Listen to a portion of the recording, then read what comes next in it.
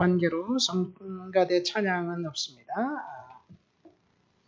우리 말씀 듣는 시간 갖도록 하겠습니다.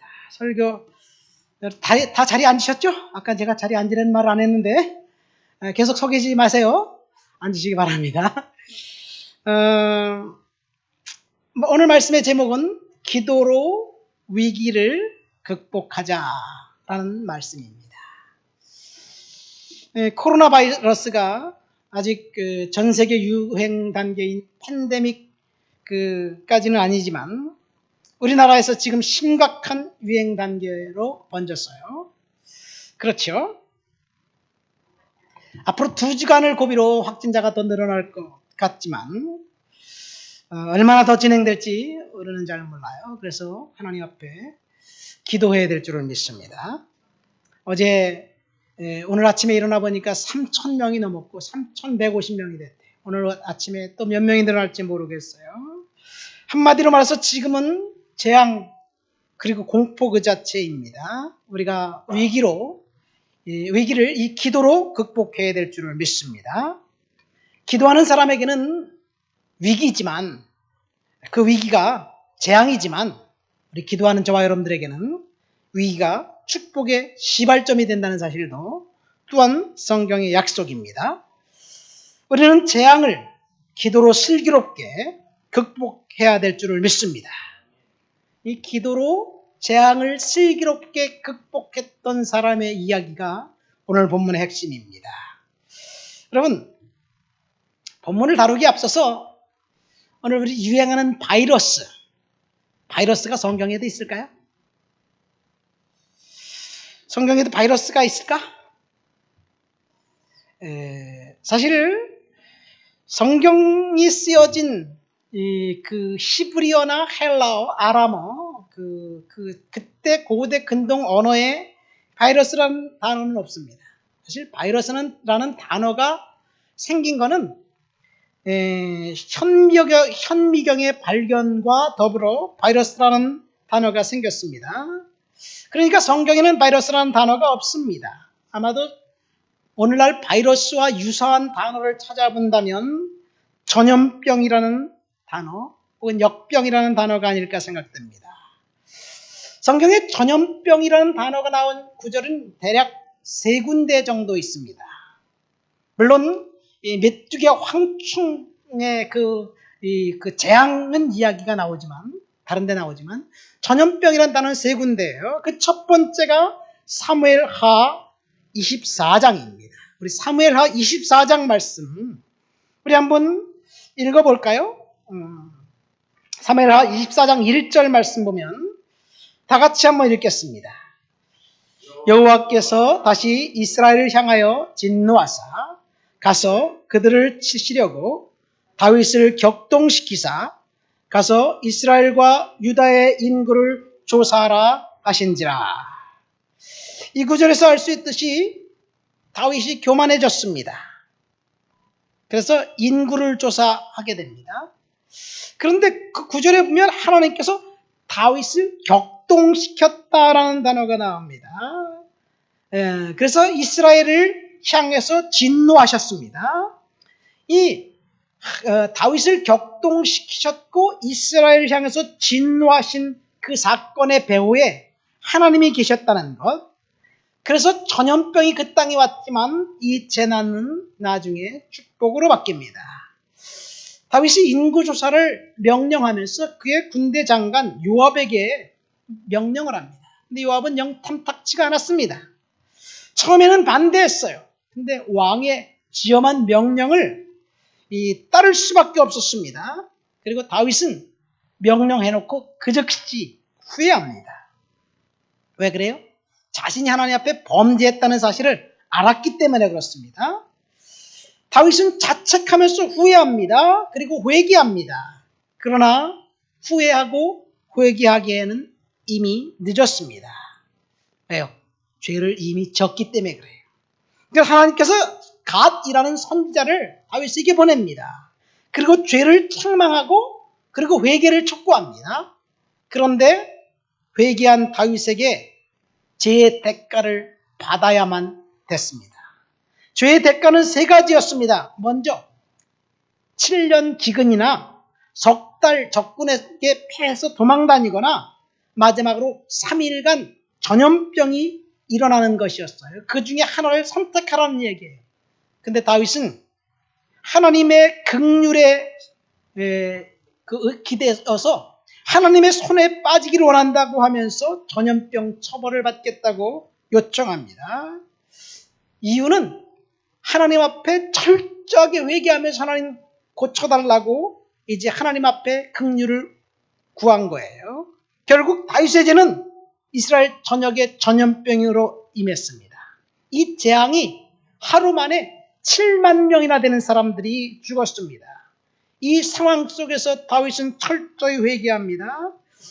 철저히 회개했던 다윗을 보면서 하나님께서 이렇게 말씀하십니다. 하나님이 마음을 바꾸셨습니다. 사무엘하 24장에 보면 하나님이 이 재앙 내리심을 뉘우쳤다라는 단어가 나옵니다. 하나님이 뉘우쳤다고 얘기 나와요. 엄청난 단어입니다.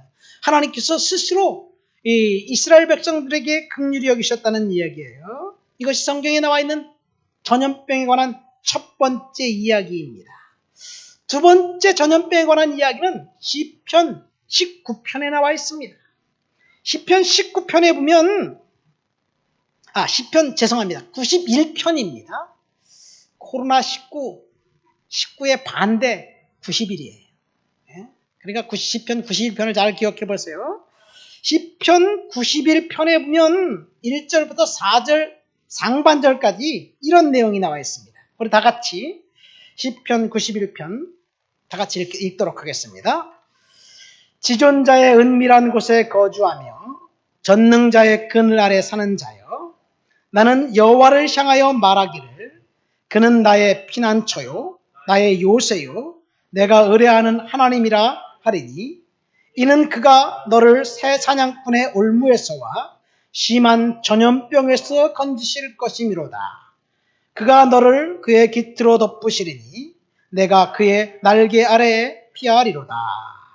아멘. 여기까지 우리가 읽었습니다. 여기 보면 하나님의 백성들, 하나님을 피난처로 삼고 하나님의 요새로 삼은 그 백성들이 이 땅을 살아가는 동안 심한 전염병이 찾아올 수도 있다는 이야기예요. 그런데 하나님께서 하나님의 백성들을 철저히 보호해 주시겠다는 약속입니다.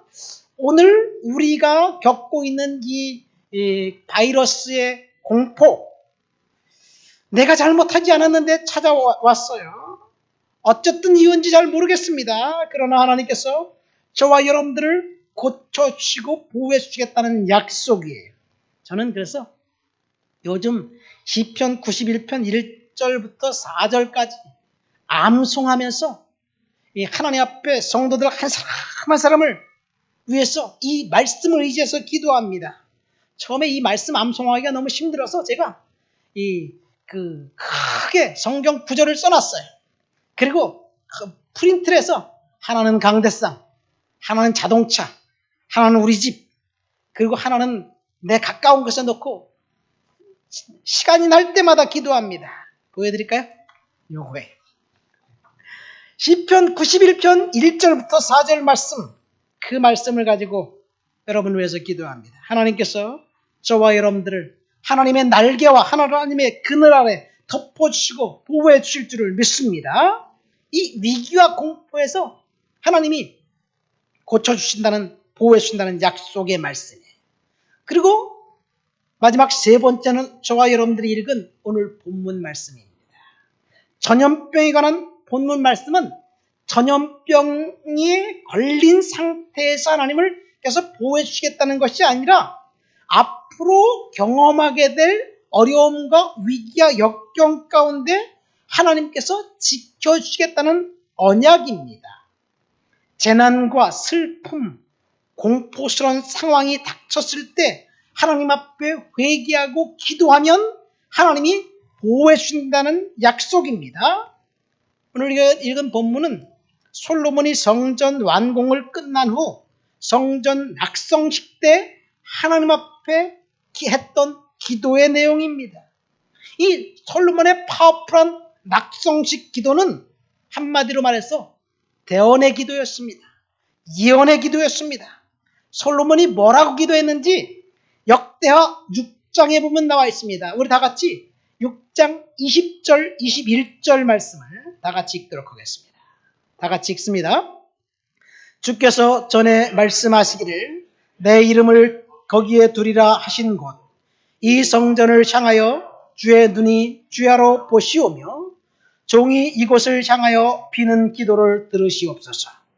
주의 종과 주의 백성 이스라엘이 이곳을 향하여 기도할 때 주는 그 간구함을 들으시되 주께서 계신 곳 하늘에서 들으시고 들으시사 사하여 주옵소서. 솔로몬이 성전을 완공하고 난 다음에 그 백성들을 위해서 기도한 기도입니다. 주의 백성들이 이곳을 향하여, 이 성전을 향하여 기도하면 하나님께서 하늘에서 들으시고 응답해 주옵소서. 이런 기도입니다. 그런데 이 말씀을 생각하고 하나님 앞에 기도했던 사람이 있었습니다. 그 사람은 다니엘이라는 사람이에요. 다니엘이 국가가 멸망당하고 포로가 되어서 먼 이국 땅에 잡혀 있습니다. 거기서 하나님 말씀을 읽고 하나님의 약속을 깨닫습니다.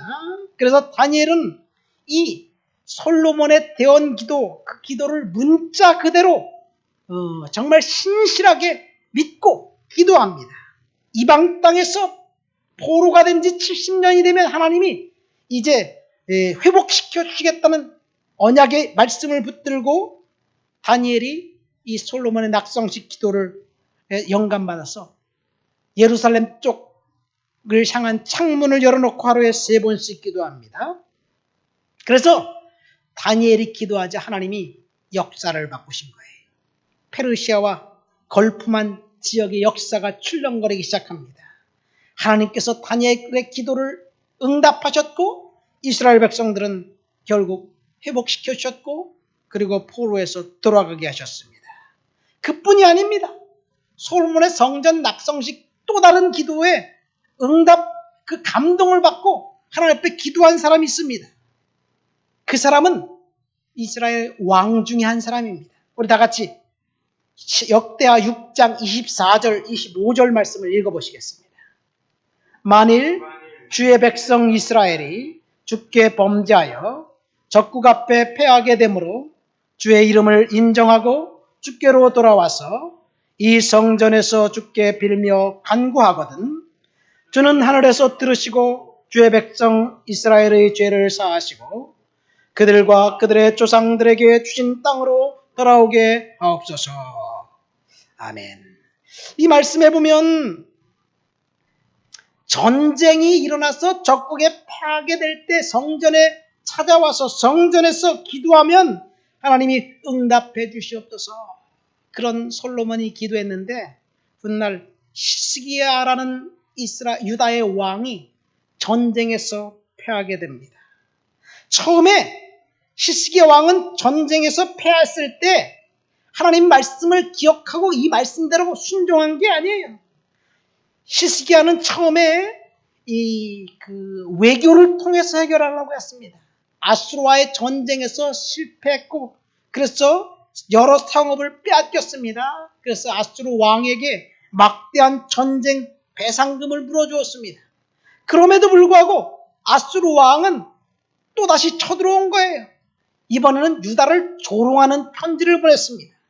그래서 히스기야 왕이 이 유다를 조롱하는 이 편지를 붙들고 이 편지를 가지고 예루살렘 성에 들어가서 그 편지를 읽으면서 하나님 앞에 기도한 거예요. 그랬더니 이상한 방법을 하나님이 전쟁에서 이기게 되셨습니다. 아수르 병사들 18만 5천 명이 하룻밤 사이에 다 송장이 되었어요. 여러분, 기도는 위기를 극복할 힘이 됩니다. 믿습니까? 우리는 이 코로나 바이러스 이 위기, 공포, 그래서 벌벌 떨고 있을 필요만은 없어요. 하나님 앞에 기도해야 될 줄 믿습니다. 오늘 설교의 제목처럼 저와 여러분들은 기도로 위기를 극복해야 될 줄 믿습니다. 현대 전쟁에 있어서 옛날처럼 이렇게 그런 고전적인 전쟁은 안 통하는 것 같아요. 가장 큰 살상 무기는 핵무기잖아요. 북한이 핵무기를 만들지 못하게 하려고 전 세계가 이제 금지 명령을 내리고 못하게 해요. 그러나 북한은 여전히 핵무기를 만들려고 합니다. 그 이유는 핵무기 사용이 곧 지구의 종말이기 때문에 그래요. 그런데 바이러스 사태를 경험하면서 생화학 무기인 바이러스나 독가스 역시 이 핵무기처럼 가공할 만한 무기라는 사실을 우리가 알게 되었어요. 그래서 위기 상황이에요. 생화학 무기인 바이러스나 독가스 역시 핵무기처럼 아주 가공할 만한 상태입니다. 여러분, 코로나 바이러스 사태를 보면 신천지 이 사악한 이교 집단의 집회 행태가, 대형 집회가 결국 바이러스 전파의 매개체 역할을 했잖아요. 그래서 정부에서는 지금 대중 집회를 삼가라고 요청하고 있어요. 그러나 그래서 우리 조은이교회도 작은 교회지만 발빠르게 대처의 위기를 슬기롭게 극복하는 데 협조합니다. 한번 생각해 보세요. 위기를 극복할 수 있는 방법, 두문불출하고 접촉을 차단하고 나가지 않는 그것이 위기를 극복할 수 있는 방법일까요? 물론 그것도 어느 정도 도움이 됩니다. 그러나 오늘 본문은 적극적으로 기도하면서 하나님 앞에 물리쳐야 될 줄 믿습니다. 그래서 기도가 핵심이에요. 우리 본문 한번 28절 말씀 한번 읽어봅시다. 우리가 읽은 본문 역대하 6장 28절 다 같이 읽습니다. 만일 이 땅에 기근이나 전염병이 있거나 곡식이 시들거나 깐부기가 나거나 메뚜기나 황충이 나거나 적국이 와서 성읍들을 에워싸거나 무슨 재앙이나 무슨 질병이 있거나를 막론하고. 여기 보면 솔로몬이 기도한 거예요. 예루살렘 성전을 완공해놓고 기도했습니다. 만일 이 땅에 기근, 전염병, 재앙, 전쟁, 메뚜기나 황충, 무슨 질병이 있거나를 막론하고 하나님의 성전에 나와 기도하면 하나님이 응답해 주시옵소서라는 기도입니다. 맞습니다. 여러분, 위기가 있을 때 저와 여러분들이 기도해야 될 줄 믿습니다. 하나님께서 우리의 기도를 들으시고 응답하셔요. 다니엘처럼 히스기야처럼 위기를 극복해야 될 줄을 믿습니다. 하나님 앞에 나와서 기도하면 어떻게 해주시겠다고 약속하셨느냐? 본문 29절부터 31절 말씀 한번 읽겠습니다. 다 같이 본문 역대하 6장 29절부터 31절입니다. 읽습니다. 한 사람이나 혹 주의 온 백성 이스라엘이 다 각각 자기의 마음에 재앙과 고통을 깨닫고 이 성전을 향하여 손을 펴고 무슨 기도나 무슨 간구를 하거든 주는 계신 곳 하늘에서 들으시며 사유하시되 각 사람의 마음을 아시오니 그의 모든 행위대로 갚으시옵소서. 주만 홀로 사람의 마음을 아심이니이다. 그리하시면 그들이 주께서 우리 조상들에게 주신 땅에서 사는 동안에 항상 주를 경외하며 주의 길로 걸어가리이다. 아멘. 솔로몬의 이 기도에서 여러분들은 무엇을 발견했습니까? 전쟁과 전염병, 질병, 재앙, 그 어떤 두려운 상황이 닥쳤을 때 하나님의 성전에 나가 하나님께 기도하고 간구하면 하나님께서 들으신다는 약속입니다. 그런데 본문은 거기서 끝나지 않습니다. 저와 여러분들의 기도를 들으시고 응답해 주신다고 약속과 함께 그 뒤에 한 구절이 첨가되어 있어요. 그것이 뭡니까? 모든 행위대로 갚으시옵소서라는 문장입니다. 그러니까 전쟁과 재앙, 질병, 고통, 어려움, 역경 이런 것들이 찾아왔을 때 하나님 앞에서 저와 여러분들의 행위를 바라보라는 얘기예요. 그 행위를 보면 그리고 하나님 앞에 행위를 수정하라는 이야기입니다. 하나님 앞에 회개하면 하나님께서 용서해 주시는데 반드시 죄의 대가가 따른다는 이야기예요. 어쩌면 코로나 바이러스는 죄 지은 죄에 대한 대가로 하나님이 허락하신 위기일 수도 있어요.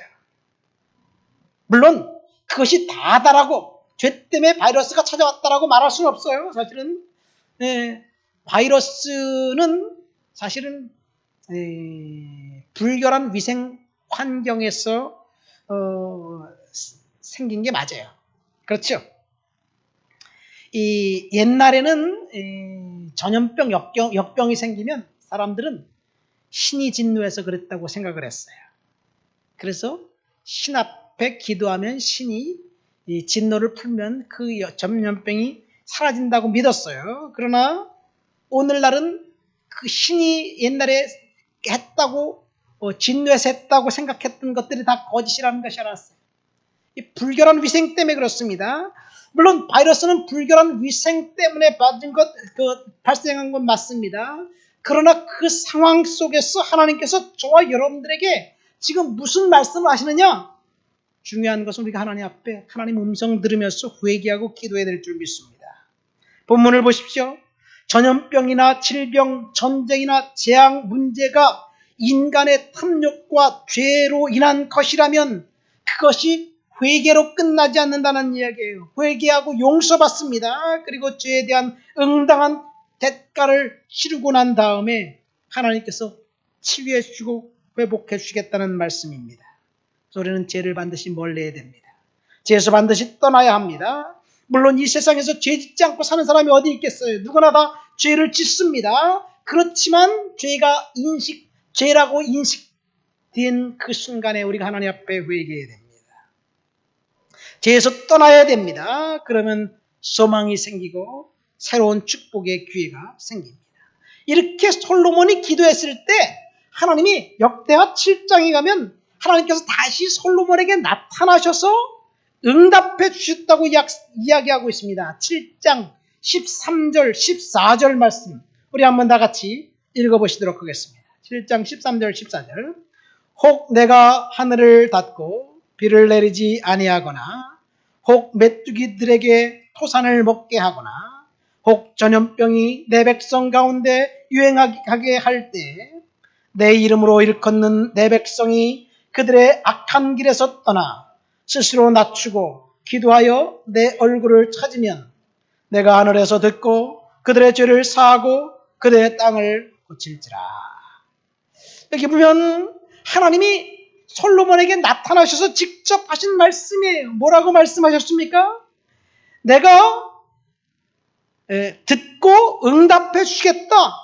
내가 그들의 죄를 용서해 주고 땅을 고쳐주겠다. 그렇게 약속하셨습니다. 여러분 13절 보세요. 솔로몬의 기도에 전염병이 내 백성에게 유행할 때 전염병이 내 백성 가운데 유행할 때 지금 대한민국의 상황을 보면 바이러스가 유행해서 우리를 두려움에 떨게 만들 때라는 말입니다. 재앙의 원인이 어찌 되었든지 간에 지금 이 재앙 때문에 3,000명이나 넘는 사람들이 바이러스 확진에 걸려 있고 수많은 사람들이 감염 초기에 증상에 노출되어 있어요. 얼마나 더 많은 사람들이 전염병에 걸려 고통당할지 모릅니다. 문제는 그 질병의 원인이 어디서 옮겨졌는지 모르는 것이에요. 이 말씀처럼 전염병이 지금 유행된 때 그때 우리가 해야 할 일은 두 가지입니다. 첫 번째는 악한 길에서 떠나라. 그리고 스스로 낮추어라. 두 번째는 하나님을 찾고 기도하라는 말씀입니다. 그러면 악한 길에서 떠나 스스로 낮추라는 말이 무슨 의미일까요? 첫 번째 그 의미는 악한 길에서 떠나 스스로 낮추라는 말은 지은 죄가 있다면 하나님 앞에 고백하고 회개하라는 얘기예요. 우리의 삶을 수정하라는 얘기예요. 여러분 지금 우리가 우리의 삶을 되돌아보아야 될 줄 믿습니다. 정말 하나님 앞에서 정결하고 깨끗하게 살았는지 우리는 가슴을 치면서 통회하고 회개해야 될 줄 믿습니다. 그래야 희망이 생깁니다. 그런데 그것만으로 다라고 말할 수 없을 것 같아요. 악한 길에서 떠나라는 말은 어쩌면 현실적으로 우리에게 주시는 말씀은 코로나19 사태처럼 오염원을 적극적으로 차단하라는 말씀이기도 합니다. 오염원을 차단하는 것은 우리가 해야 될 일들이에요. 하나님이 해주시는 게 아니에요. 여러분 가만히 생각해보세요. 하나님 앞에 오염된 지역을 돌아다니면서 하나님 나 보호해 주세요. 기도하면 하나님이 보호해 주실까요? 물론 하나님이시기 때문에 그렇게 해주실 수도 있어요. 그러나 오염원 가까이 근처에서 내 행동을 수정하지 않으면서 하나님 앞에 나는 괜찮을 거야, 하나님 보호해 주실 거야, 이렇게 하나님 앞에 기도한다면 그것은 믿음이 좋은 게 아니라 어리석은 행동이 하나님을 시험하는 행동이고 하나님을 멸시하는 행동이고 하나님을 망령때 일컫는 행동입니다. 기도하는 것도 중요합니다. 그렇지만 그와 동시에 저와 여러분들이 하나님이 주신 지혜를 동원해서 나 자신을 적극적으로 보호해야 돼요. 기도 응답은 하나님께서 주신 지혜를 총동원해서 어떻게 살아야 할까? 하나님이 주신 아이디어대로 사는 것을 말합니다. 그러니까 바이러스 오염된 지역 출입을 자제하고 정기적으로 소독하고 다른 사람들을 만났을 때 내가 그 병영균을 옮기지 않도록 마스크를 쓰고 철저히 위상 상태를 점검하는 것 중요합니다. 어찌 보면 이것이 악한 길에서 떠나라는 말씀일 수 있어요. 그래서 지금 우리가 온라인 예배를 드리잖아요. 물론 정부에서 행정명령을 통해서 온라인 예배를 드리고 가급적 모임을 자제해라. 그래서 우리가 따르지만 어쨌든 그런 의미에서 보면 우리는 옳은 결정을 했다고 생각됩니다. 그러나 하나님께 드리는 예배, 이 예배라는 측면에서 볼 때 단순히 건물에 안 가고 가정에서 그냥 모여있는 것, 그것이 예배일까? 제가 온라인 예배를 결정하면서 고민을 많이 했어요. 한 이틀 정도 고민했습니다. 어느 대형교회에서 온라인 예배를 드리기로 결정했다고 우리도 따라야 할까? 여러분 가만히 생각해 보세요. 대형교회에서는 이미 온라인 예배, 오프라인 예배 경계가 없었어요. 벌써 수십 년 전의 일입니다. 예를 들어서 이 순복음교회 같은 경우는 지성전을 세워놓고 여기저기에 그 여의도에서 깔아놓은 그 케이블을 통해서 방송을 송출해서 장소는 달리해도 똑같은 설교를 들었어요. 이게 온라인 예배예요. 그러니까 온라인 예배를 드린다라고 할 때 우리가 그것이 정말 성경적이고 신학적으로 어떻게 개념을 잡고 이 온라인 예배를 드려야 될까 생각하면서 제가 고민한 것은 진짜 예배가 뭘까? 하나님이 진짜 받으시는 예배가 뭘까?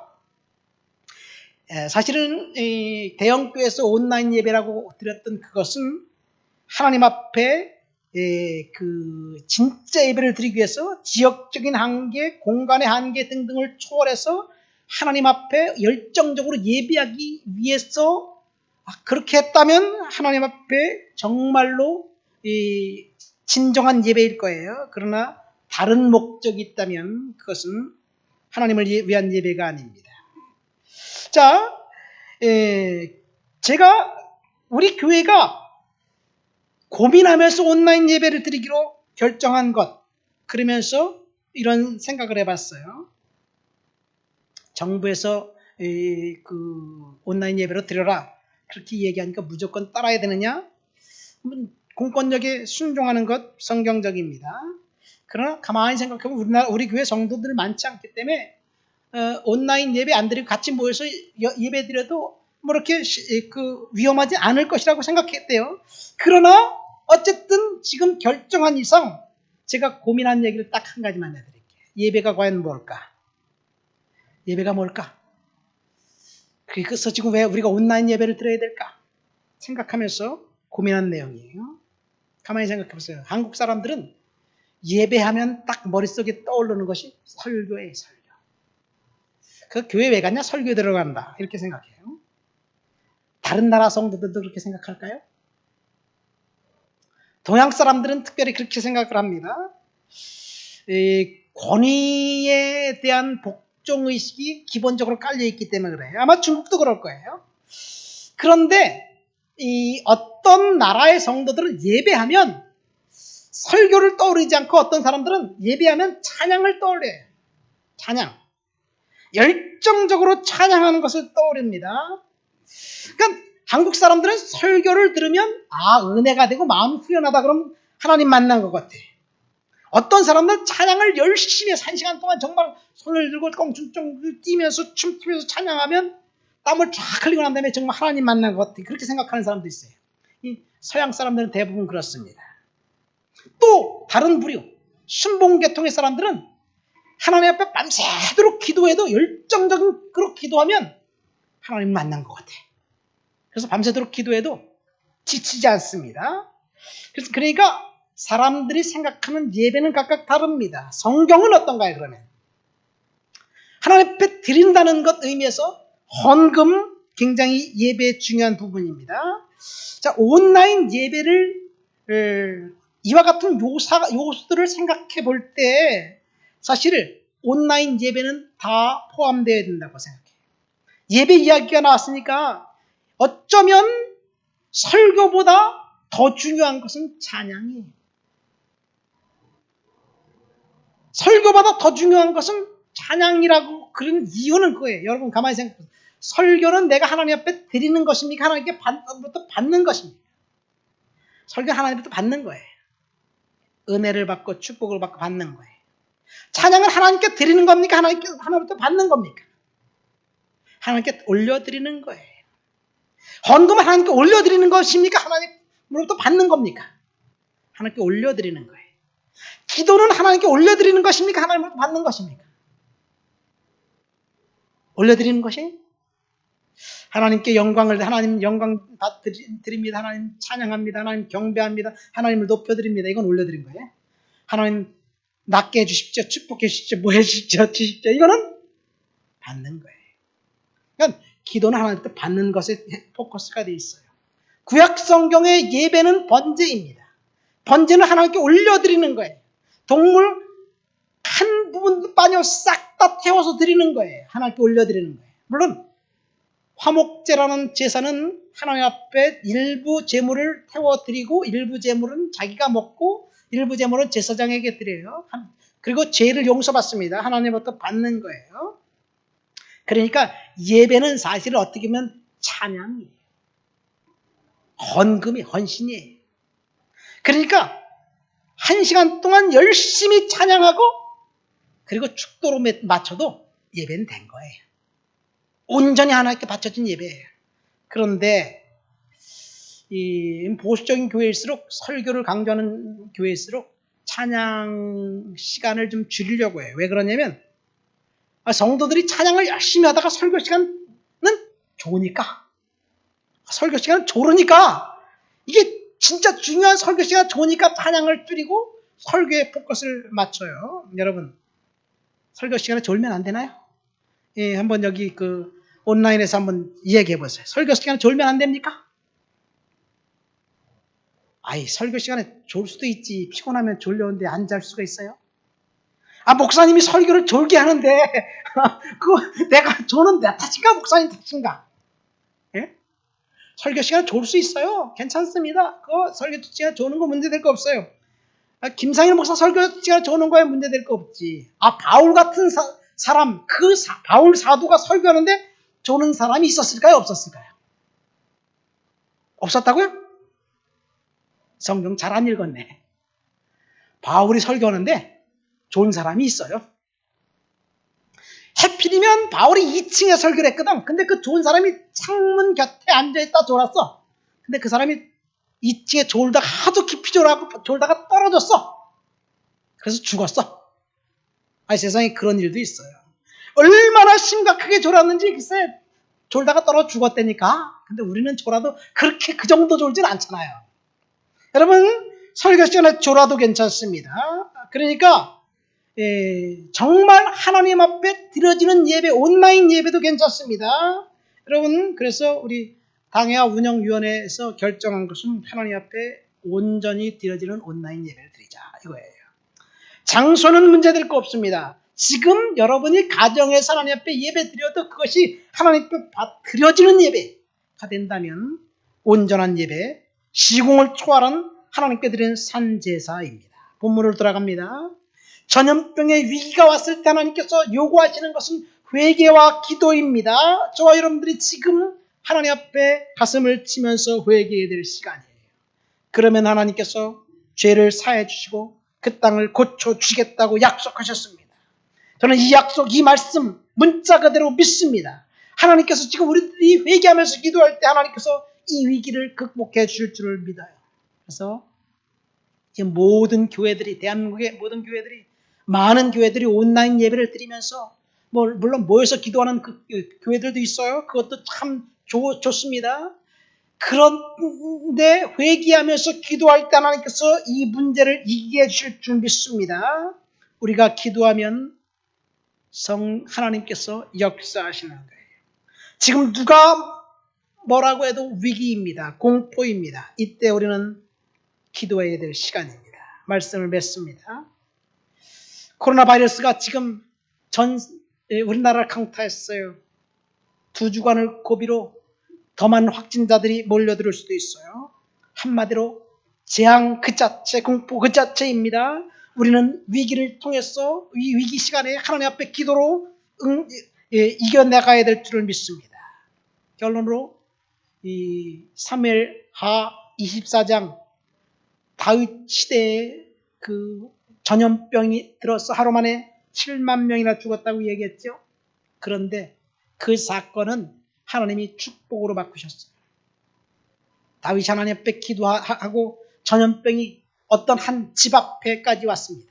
그 집 주인이 누구냐? 아라우나라는 사람이에요. 아라우나가 마침 곡식을 타작하고 있었는데 거기에 전염병을 갖고 왔던 그 사자들이 있었어요. 죽음의 사자들이 있었습니다. 다윗이 하나님 앞에 기도할 때 하나님이 마음 바꾸시고 그 자리에서 전염병을 멈추고, 그리고 아라우나의 타작마당은 훗날 솔로몬이 성전을 건축한 성전터가 됩니다.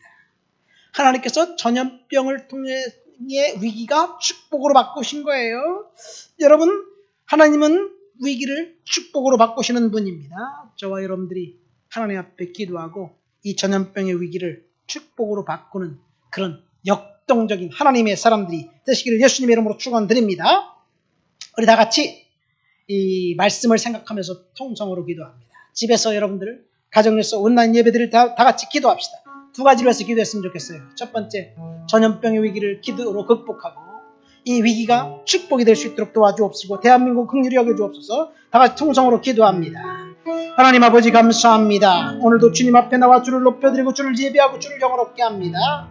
하나님, 전염병의 위기를 하나님 믿음으로 극복할 수 있도록 도와주시옵소서. 하나님을 찬양합니다. 하나님을 영화롭게 합니다. 지금 대한민국에 위기가 찾아왔습니다. 코로나 바이러스로 인해서 지금 모두가 다 공포 가운데 떨고 있습니다. 하나님, 그러나 믿음으로 이기게 도와주시옵소서. 하나님, 영광 가운데 채워주시고 붙들어주시고 역사하여 주시옵소서.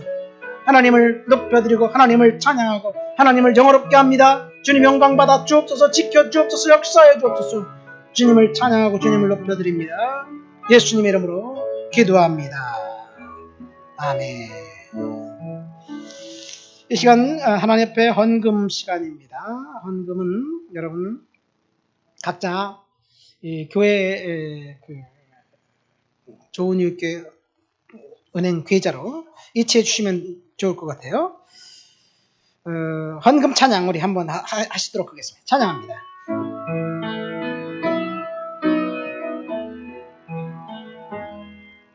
나의 주 나의 하나님이여 주를 경배합니다. 주 사랑하는 나의 마음을 주께서 아시나이다.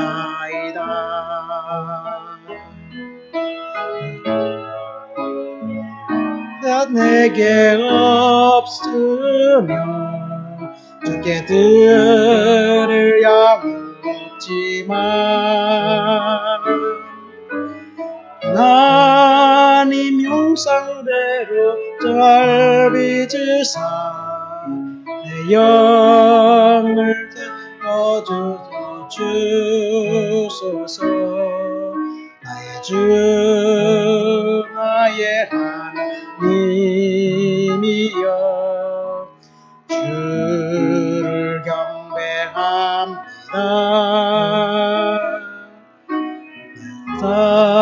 사랑하는 나의 마음을 주께서 아시나이다.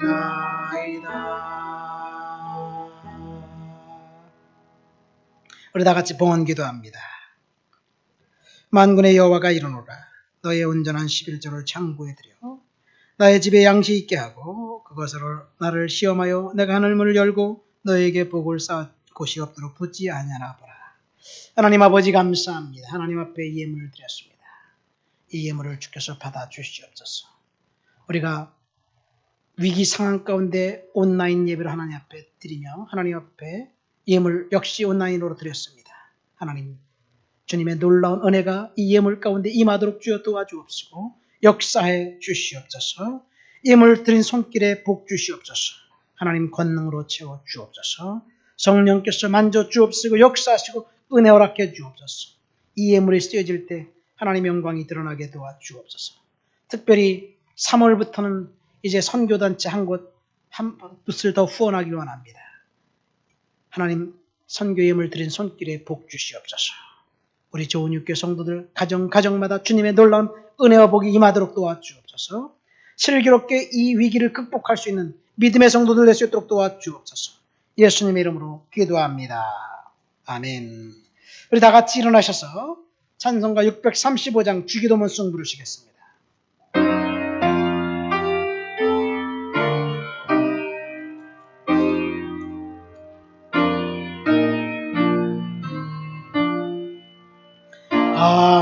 하늘에 계신 아버지 이름 거룩하사 주님 나라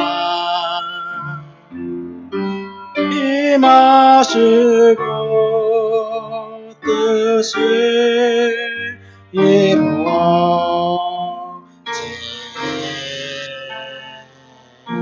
이루어지이다. 일용할 양식 주시고 우리 주의 큰 죄 다 용서하옵시며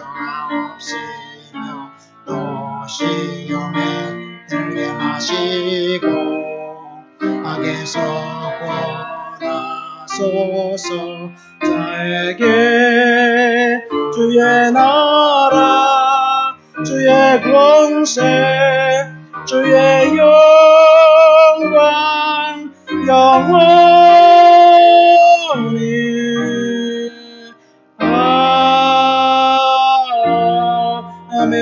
아멘.